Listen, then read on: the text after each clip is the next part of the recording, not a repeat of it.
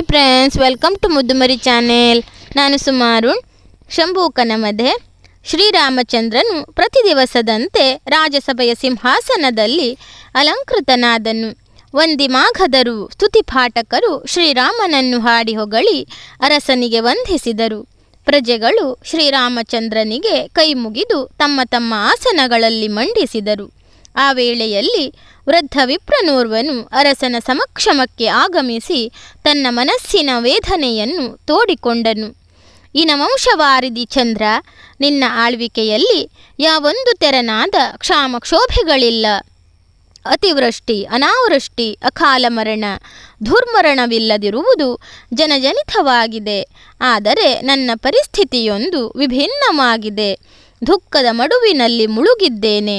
ವಂಶಾಭಿವೃದ್ಧಿಗೋಸ್ಕರ ಇದ್ದ ಓರ್ವ ಮಗನು ಮೃತ್ಯುವನ್ನೆಸಗಿದ್ದಾನೆ. ಯಾರಿಗೂ ನಾನೇನು ತಪ್ಪು ಮಾಡಲಿಲ್ಲ. ಸರಳ ಸಜ್ಜನಿಕೆಯ ಜೀವನವನ್ನು ನಡೆಸಿದ್ದೇನೆ. ದೊರೆಯೇ, ಪ್ರಾಜ್ಞರು ಹೇಳುವುದನ್ನು ಕೇಳಿದ್ದೇನೆ. ಊರಿನ ಅರಸನಿಂದ ಪ್ರಮಾದಗಳು ನಡೆದಾಗಲೂ ಈ ರೀತಿಯ ಅನಪೇಕ್ಷಿತ ದಾರುಣ ಘಟನೆಗಳು ನಡೆಯುತ್ತವೆಯಂತೆ. ನನ್ನ ಅಸಹನೀಯ ದುಃಖವು ನಿನ್ನ ತಪ್ಪಿನಿಂದಾಗಿರಬಹುದೆನ್ನುವ ನಿರ್ಣಯಕ್ಕೆ ಬಂದಿದ್ದೇನೆ. ಸಾವನ್ನಪ್ಪಿರುವ ಈ ಕುಮಾರನನ್ನು ಬದುಕಿಸುವ ಹೊಣೆ ಕಿರೀಟ ಹೊತ್ತ ನಿನ್ನದಿರುತ್ತದೆ. ಈ ಮಗುವನ್ನು ಬದುಕಿಸದಿದ್ದರೆ ನಿನ್ನ ಹೆಸರು ಹೇಳಿ ಮಡದಿ ಮತ್ತು ನಾನು ಇಲ್ಲಿಯೇ ಆತ್ಮಹತ್ಯೆ ಮಾಡಿಕೊಳ್ಳುತ್ತೇನೆ. ಈ ಮೃತ ಶರೀರವನ್ನು ಅರಮನೆಯಲ್ಲಿ ಇಟ್ಟುಕೊಳ್ಳಿ. ಪ್ರಜೆಗಳಿಗೆ ರಾಮರಾಜ್ಯದಲ್ಲಿಯೂ ಈ ರೀತಿ ಆಗುತ್ತದೆ ಎನ್ನುವ ಪ್ರಜ್ಞೆ ಮೂಡಲಿ. ಭೂಪತಿಯು ದುರ್ಮಾರ್ಗಿಯಾಗಿದ್ದರೆ ರಾಜ್ಯದ ಜನರು ದುರ್ಮರಣವನ್ನು ಹೊಂದುತ್ತಾರೆ ಎನ್ನುವುದು ನಿದರ್ಶನ ಸಹಿತ ಈಗ ಊಹಿಸಬಹುದು. ರಾಮರಾಜ್ಯದಲ್ಲಿ ಪ್ರಜೆಗಳು ಎಲ್ಲಿಯೋ ಮಾಡುತ್ತಿರುವ ಕುಕೃತ್ಯ ಮತ್ತು ಅನೀತಿಯುತ ತಪ್ಪು ಕಾರ್ಯಗಳ ಹೊಣೆ ಶ್ರೀರಾಮನಿಗಲ್ಲದೆ ಬೇರಾರಿಗೂ ಅಲ್ಲ. ರಾಜನೇ, ನನ್ನ ಪುತ್ರನನ್ನು ಬದುಕಿಸು, ಇಲ್ಲವಾದರೆ ಪ್ರಜೆಗಳ ಪಾಪದಲ್ಲಿ ಭಾಗಿಯಾಗು. ಸಭಾ ಮಧ್ಯದಲ್ಲಿ ಆದ ದೂಷಣೆಯ ವಾಕ್ಯಗಳನ್ನು ಕೇಳಿದ ಶ್ರೀರಾಮಚಂದ್ರನು ಚಿಂತಾಕ್ರಾಂತನಾದನು. ಬ್ರಾಹ್ಮಣನ ದುಃಖವನ್ನು ಪರಿಹರಿಸುವ ಬಗೆಯನ್ನು ಆಲೋಚಿಸಿ ಅಮಾತ್ಯರನ್ನು, ವಸಿಷ್ಠ ವಾಮದೇವರನ್ನು, ಪ್ರಮುಖ ಪೌರರನ್ನು ಕರೆಯಿಸಿದನು. ಅರಸನ ಸಮಕ್ಷಮದಲ್ಲಿ ಮಾರ್ಕಾಂಡೇಯ, ಮೌದ್ಗಲ್ಯ, ವಾಮದೇವ, ಕಾಶ್ಯಪ, ಕಾತ್ಯಾಯನ, ಜಾಬಾಲಿ, ಗೌತಮ, ನಾರದ ಮತ್ತು ವಸಿಷ್ಠರು ಒಟ್ಟು 9 ಮಂದಿ ಉಚಿತವಾದ ಆಸನಗಳಲ್ಲಿ ಆಸೀನರಾದರು. ಶ್ರೀರಾಮಚಂದ್ರನು ಅವರೆಲ್ಲರನ್ನೂ ಉದ್ದೇಶಿಸಿ ನಡೆದ ಘಟನೆಯನ್ನು ವಿವರವಾಗಿ ನಿರೂಪಿಸಿದನು. ಹದಗೆಟ್ಟ ಮನಸ್ಸಿನ ವಿಪ್ರರೋಧನ ಮತ್ತು ಅವನ ನಿರ್ಧಾರವನ್ನು ರಾಜನು ವಿವರಿಸಿದನು. ಅರಸನ ವಚನವನ್ನು ಆಲಿಸಿದ ನಾರದ ಮಹರ್ಷಿಗಳು ತಮ್ಮ ಅಭಿಪ್ರಾಯವನ್ನು ಮಂಡಿಸಿದರು. ಸೂರ್ಯವಂಶಜನಾದ ಶ್ರೀರಾಮಚಂದ್ರ ಬಾಲಕನ ಅಕಾಲ ಮರಣವನ್ನು ನಮ್ಮೊಂದಿಗೆ ಪ್ರಸ್ತಾಪಿಸಿದೆಯಷ್ಟೇ. ಅದಕ್ಕೂ ಬಲವತ್ತರವಾದ ಕಾರಣವಿದೆ. ಕಳೆದು ಹೋದ ಕೃತಯುಗದಲ್ಲಿ ಕೇವಲ ಬ್ರಾಹ್ಮಣ ವರ್ಗವೊಂದೇ ತಪೋದ್ಯಾನ ನಿರತರಾಗಿದ್ದರು. ತಪಸ್ಸಿನ ಪ್ರಭೆಯಿಂದ ಪ್ರಕಾಶಿಸುತ್ತಿದ್ದ ಆ ಕಾಲದಲ್ಲಿ ಅಜ್ಞಾನದ ಲೇಪವಿರಲಿಲ್ಲ.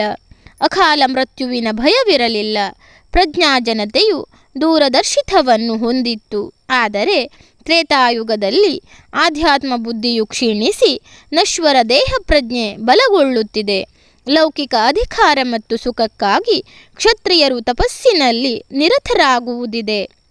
ಅವರು ಭೂಸುರರೊಂದಿಗೆ ಸಮಬಲರಾಗಿದ್ದಾರೆ. ಮನಃಸ್ಮೃತಿ ಉಲ್ಲೇಖಿತವಾದ ಆಚಾರ ವಿಚಾರಗಳಲ್ಲಿ ಲೋಪವು ಉಂಟಾಗಿ ಅಧರ್ಮವು ಕಾಲಿಟ್ಟಿದೆ.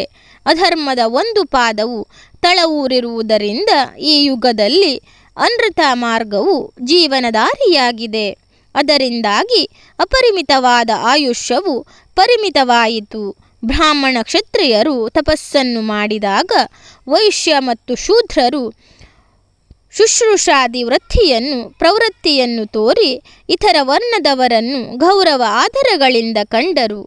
ಆದರೆ ಜಗತ್ತಿನಲ್ಲಿ ಈಗ ಅಧರ್ಮವು ಬೆಳೆಯಲಾರಂಭಿಸಿರುವುದರಿಂದ ಯುಗವು ಕ್ಷೀಣ ದೆಸೆಯನ್ನು ಪಡೆದಿದೆ. ಇನ್ನು ಬರಲಿರುವ ದ್ವಾಪರ ಯುಗದಲ್ಲಿ ಅಧರ್ಮವು ಮತ್ತು ಅನೃತವು ವರ್ಧಿಸುತ್ತದೆ. ಬ್ರಾಹ್ಮಣ, ಕ್ಷತ್ರಿಯ, ವೈಶ್ಯ ಈ 3 ವರ್ಗದವರು ತಪಸ್ಸನ್ನು ಸ್ವಧರ್ಮವೆಂದೇ ಸ್ವೀಕರಿಸಬಹುದು. ಆದರೆ ಈ 3 ಯುಗಗಳಲ್ಲಿಯೂ ಶೂದ್ರನು ತಪಸ್ಸನ್ನು ಸ್ವಧರ್ಮವನ್ನಾಗಿ ಪಡೆಯಲಿಲ್ಲ. ಪರಮಶ್ರೇಷ್ಠನಾದ ಚಕ್ರವರ್ತಿ ಮುಂದೆ ಬರಬಹುದಾದ ಕಲಿಯುಗದಲ್ಲಿ ತಪಶ್ಚರ್ಯೆಯು ಶೂದ್ರನಿಗೆ ಧರ್ಮವಾಗಿ ವಿಹಿತವಾಗಬಹುದು. ಆದರೆ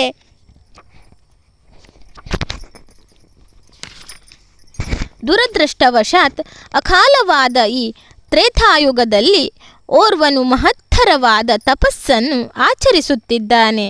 ಅವನು ದುರ್ಬುದ್ಧಿಯಿಂದ ಕೈಗೊಂಡ ತಪಸ್ಸು ಈ ಯುಗಕ್ಕೆ ನಿಷಿದ್ಧವಾಗಿದೆ. ಇದರಿಂದ ಜನರಿಗೆ ಮತ್ತು ರಾಜ್ಯಕ್ಕೆ ಕೆಡುಕುಂಟಾಗಬಹುದು. ಅದನ್ನು ನಿಯಂತ್ರಿಸದ ಅರಸನು ನರಕವಾಸಿಯಾಗುವನು. ಧರ್ಮಯುತವಾಗಿ ಭೂಪತಿಯು ಪ್ರಜೆಗಳನ್ನು ಪಾಲಿಸಿದರೆ ಅವರು ಸಂಪಾದಿಸುವ ಪುಣ್ಯದಲ್ಲಿ 1/2 ರಾಜನಿಗೆ ಸಲ್ಲುತ್ತದೆ.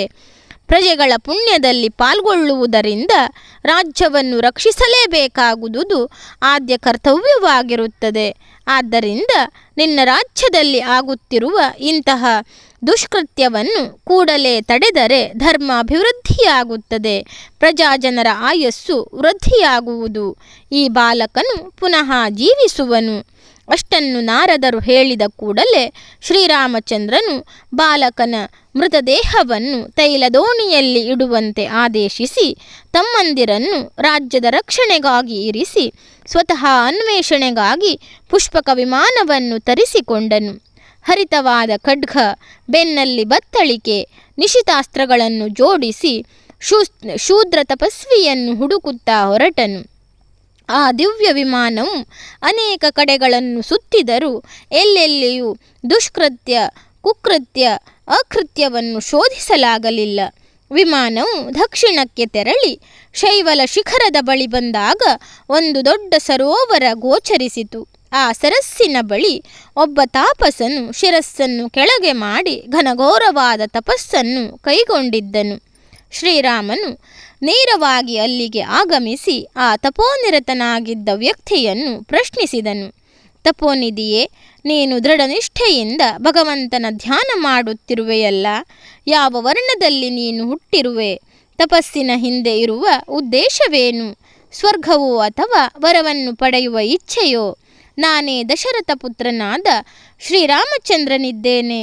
ಈ ರಾಜ್ಯವು ನಮ್ಮ ಆಳ್ವಿಕೆಗೆ ಒಳಗಾದ ಪ್ರದೇಶವಾದ್ದರಿಂದ ನಿನ್ನನ್ನು ಪ್ರಶ್ನಿಸುವ ಅಧಿಕಾರವಿದೆ. ನೀನು ಬ್ರಾಹ್ಮಣನೋ, ಕ್ಷತ್ರಿಯನೋ ಅಥವಾ ವೈಶ್ಯನೋ ಎನ್ನುವುದನ್ನು ಮುಚ್ಚುಮರೆಯಿಲ್ಲದೆ ತಿಳಿಸು. ಆ ತಪಸ್ವಿಯು ಶ್ರೀರಾಮನನ್ನು ವೀಕ್ಷಿಸುತ್ತಾ ಉತ್ತರವನ್ನಿತ್ತನು. ಅರಸನೇ, ನಿನ್ನ ಪ್ರಶ್ನೆಗಳಿಗೆ ಪ್ರಾಮಾಣಿಕವಾದ ಉತ್ತರವನ್ನು ಕೊಡುತ್ತೇನೆ. ದೇವಲೋಕವನ್ನು ಪಡೆಯಬೇಕೆನ್ನುವ ಏಕಮೇವ ಉದ್ದೇಶದಿಂದ ಈ ತಪಸ್ಸನ್ನಾಚರಿಸುವ ನನ್ನನ್ನು ಶಂಭೂಖನೆಂದು ಲೋಕದಲ್ಲಿ ಕರೆಯುತ್ತಾರೆ. ನಾನು ಹುಟ್ಟಿರುವ ಕುಲವನ್ನು ಪ್ರಶ್ನಿಸಿದೆಯಷ್ಟೇ. ನಾನು ಶೂದ್ರವರ್ಣದಲ್ಲಿ ಜನಿಸಿರುತ್ತೇನೆ. ಯಾವ ಸತ್ಯವನ್ನು ಮರೆಮಾಚದೆ ಪ್ರಾಮಾಣಿಕವಾಗಿ ಉತ್ತರಿಸಿದ್ದೇನೆ. ಅಷ್ಟು ಹೇಳಿದ ಕೂಡಲೇ ರಾಘವನು ತನ್ನ ಹರಿತವಾದ ಖಡ್ಗವನ್ನು ಓರೆಯಿಂದ ಎಳೆದು ಶಂಭೂಕನ ಕಂಠವನ್ನು ಕತ್ತರಿಸಿದನು. ನಭೋಮಂಡಲದಲ್ಲಿದ್ದ ಅಷ್ಟದಿಕ್ಪಾಲಕರು ಸಾಧು ಸಾಧು ಎಂದು ಪ್ರಶಂಸಿಸಿದರು. ರಾಘವನ ಕಾರ್ಯದಿಂದ ಸುಪ್ರೀತರಾದ ದೇವತೆಗಳು ಜೊತೆಯಾಗಿ ಪ್ರತ್ಯಕ್ಷರಾದರು. ರಾಜ, ಒಳ್ಳೆಯ ಕಾರ್ಯವನ್ನು ಮಾಡಿದೆ. ತಪೋಬಲದಿಂದ ಸ್ವರ್ಗವನ್ನೇರಲು ಶಂಭೂಕನು ಅನರ್ಹನಾದ್ದರಿಂದ ನೀನು ಮಾಡಿದ ವಧಾ ಕಾರ್ಯ ಉಚಿತವಾಯಿತು. ಬೇಕಾದ ವರವನ್ನು ನಿಸ್ಸಂಕೋಚವಾಗಿ ಕೇಳು. ಶ್ರೀರಾಮಚಂದ್ರನು ಕೈ ಮುಗಿದು, ನಿಮ್ಮ ವಾಣಿಯಿಂದ ಸಂತೋಷಗೊಂಡಿದ್ದೇನೆ. ಯಜ್ಞಮಯಿ ಜೀವನದಲ್ಲಿ ಸ್ವಂತಕ್ಕೆ ನಾನೇನು ಪಡೆಯಲು ಬಯಸುವುದಿಲ್ಲ. ನಿಗ್ರಹ ಶಕ್ತರಾದ ನೀವು ಆಳುತ್ತಿರುವ ಬ್ರಾಹ್ಮಣನ ಕುಮಾರನನ್ನು ಪುನಃ ಬದುಕಿಸಿದರೆ ಅದೇ ನನಗೆ ಮಹದುಪಕಾರ ಮಾಡಿದಂತಾಗುತ್ತದೆ. ಆ ದ್ವಿಜನಿಗೆ ಕೊಟ್ಟ ಭಾಷೆಯನ್ನು ಉಳಿಸಬಹುದು. ಧರ್ಮಸಿಂಹಾಸನದ ಶ್ವೇತಛತ್ರದ ನೆರಳಲ್ಲಿ ಆಳುವ ಈ ರಾಮನ ಆಳ್ವಿಕೆಯಲ್ಲಿರುವ ನ್ಯೂನ್ಯತೆಯನ್ನು ಹೋಗಲಾಡಿಸಿಕೊಳ್ಳಲು ಪ್ರಯತ್ನಿಸುತ್ತಿದ್ದೇನೆ. ಕುಮಾರನಿಗೆ ಮರಣ ಪ್ರಾಪ್ತಿಯಾಗುವ ವಯಸ್ಸಲ್ಲದಿದ್ದರೂ ರಾಜ್ಯಭಾರದ ದೋಷದಿಂದಾಗಿ ಅಕಾಲ ಮರಣವು ಪ್ರಾಪ್ತಿಯಾಯಿತು. ಯಮನ ಗೃಹದಿಂದ ಕುಮಾರನು ಪುನರಪಿ ಎದ್ದು ಬರುವಂತಾಗಲಿ. ದೇವತೆಗಳು ಸಂಪ್ರೀತಿಯಿಂದ ರಾಜ ಯಾವ ಗಳಿಗೆಯಲ್ಲಿ ಶಂಭೂಕನ ಸಂಹಾರವಾಯಿತೋ ಅದೇ ವೇಳೆಯಲ್ಲಿ ಬಾಲಕನಿಗೆ ಜೀವ ಬಂದು ಆತನು ವಿಪ್ರದಂಪತಿಗಳನ್ನು ಸೇರಿಕೊಂಡಾಗಿದೆ. ಆ ವಿಷಯದಲ್ಲಿ ನೀನು ನಿಶ್ಚಿಂತನಾಗಿರು. ನಾವೀಗ ಇಲ್ಲಿಂದ ಅಗಸ್ತ್ಯರ ಆಶ್ರಮವನ್ನು ಸಂದರ್ಶಿಸಲಿದ್ದೇವೆ. 12 ಸಂವತ್ಸರಗಳ ದೀರ್ಘ ಅವಧಿಯ ಜಲಶಯ್ಯೆಯ ದೀಕ್ಷೆಯನ್ನು ಪೂರ್ತಿಗೊಳಿಸಿ ಆ ಮಹಾತ್ಮರು ಎದ್ದು ಬರಲಿದ್ದಾರೆ. ಅವರನ್ನು ಅಭಿವಂದಿಸುವುದಕ್ಕೆ ಮತ್ತು ಅಭಿವಂದಿಸುವುದಕ್ಕೆ ತೆರಳುತ್ತಿದ್ದೇವೆ.